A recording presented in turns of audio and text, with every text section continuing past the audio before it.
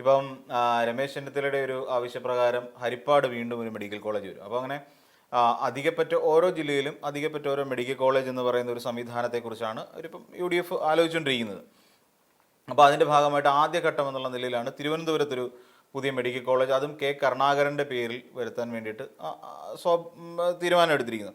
സ്വാഭാവികമായിട്ടും എന്തുകൊണ്ട് കെ കരുണാകരൻ്റെ പേര് സ്വന്തം അച്ഛൻ്റെ പേരിട്ടിട്ട് അച്ഛൻ്റെ പേരിടാൻ വേണ്ടിയിട്ട് ഒരു മെഡിക്കൽ കോളേജ് കെട്ടാൻ സംസ്ഥാന സർക്കാർ ഫണ്ട് ഉപയോഗിക്കണോ, അല്ലെങ്കിൽ ജനങ്ങളുടെ നികുതി പണം ഉപയോഗിക്കണോ എന്നുള്ളതാണ് പ്രധാനമായും അവരുയർത്തുന്ന ഒരു ചോദ്യം. അതായത് LDFൻ്റെ സൈബർ വിങ്ങുകളിൽ നിന്ന് ഇവിടെ നമ്മൾ പരിശോധിക്കേണ്ടത്, ഇവിടെ കേവലം അതൊരു മുരളീധരൻ്റെ അച്ഛൻ എന്നുള്ള പേരിലല്ല.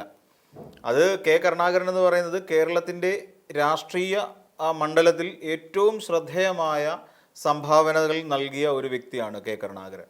കെ കരുണാകരന് ആ കാലഘട്ടത്തിൽ മുഖ്യമന്ത്രിയായിരുന്നിട്ട് എത്രയോ കാലം അദ്ദേഹം കേരളത്തിൻ്റെ മുഖ്യമന്ത്രിയായിരുന്നിട്ടുണ്ട്. അതിനുശേഷം അദ്ദേഹം ഡൽഹിയിൽ MP ആയിരുന്നിട്ടുണ്ട്. ഡൽഹിയിൽ അതേസമയം അദ്ദേഹത്തിനുണ്ടായിരുന്ന ഒരു പ്രാധാന്യം വളരെ വലുതായിരുന്നു.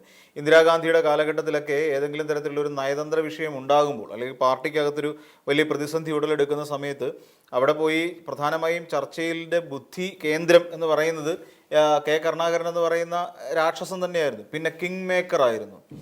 ഇന്ന് നമ്മൾ കേരളത്തിൽ കാണുന്ന നിരവധിയായ കോൺഗ്രസ് നേതാക്കന്മാരെ ഇതിലേക്ക് കൊണ്ടുവരും. രമേശ് ചെന്നിത്തല അടക്കമുള്ള നേതാക്കന്മാർക്ക് ശക്തനായ ഒരു വഴികാട്ടി കൂടിയായിരുന്നു. എടുക്കുന്ന തീരുമാനങ്ങളിൽ ഉറച്ചു നിൽക്കാനുള്ള ഒരു സ്ഥൈര്യം കെ കരുണാകരൻ എല്ലാ ഘട്ടത്തിലും കാണിച്ചിരുന്നു എന്നുള്ളത് വളരെ വലിയ ഒരു പ്ലസ് പോയിന്റാണ്.